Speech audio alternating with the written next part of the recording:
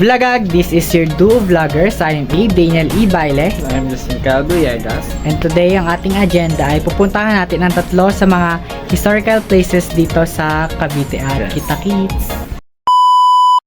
So ayun guys, napunta kami ngayon sa aming first destination, which is sa 13, at magkita-kita tayo doon. Bye! So ayun, nandito tayo ngayon sa 13 kung saan nakatayo ang buto ng 13 martir ng Cavite.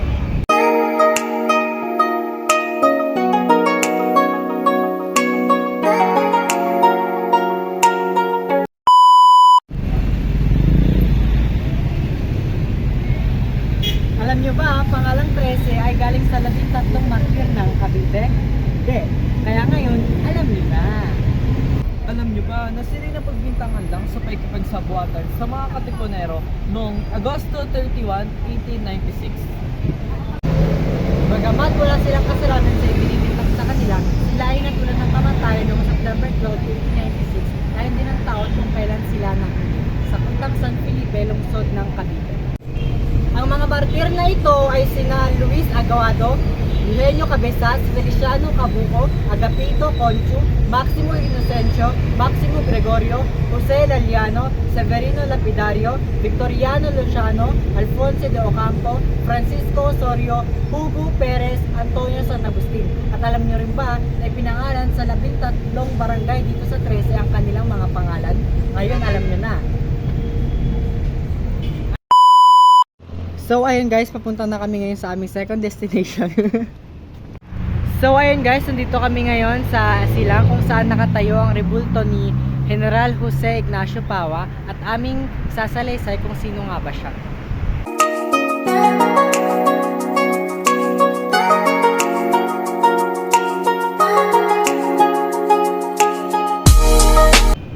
Siya ay pinanganak sa Launa, Lamua, Fukien, China noong Abril 29, 1872.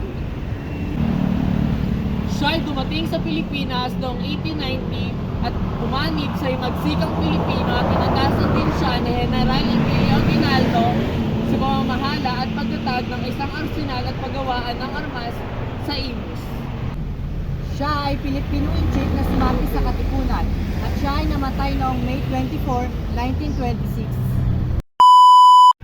So ayun guys, napunta kami ngayon sa aming third destination dito lang sa amin sa Dasma Bayan at Kita Kids. So ayun, Nandito kami ngayon sa Dasmariñas Bayan Paris Church at aming sasalita sa inyo kung bakit nga ba ito naging isa sa historical places dito sa Cavite.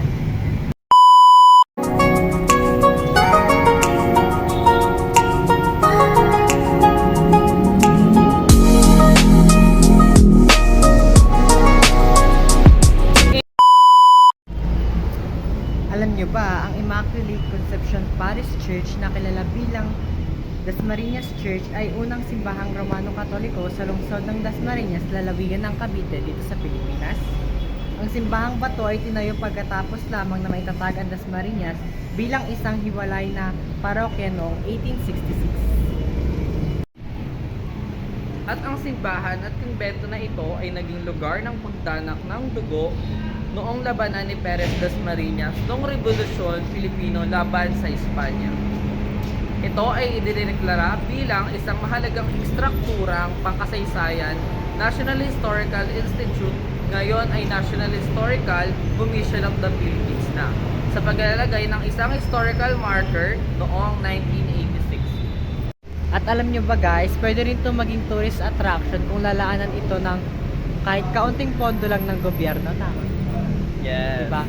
Kasi syempre, marami ring kakapulutang aral dito ang mga turista at mas malalalim pa yung pagkakakilala ng mga kano sa atin. Mas lalalim pa ganun.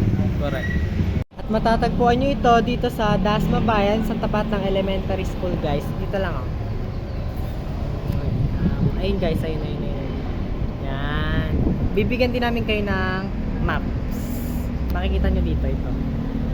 Muli, ako si A. Daniel E. Baile At ako naman si Justin Caldo Yegas from BP1DM.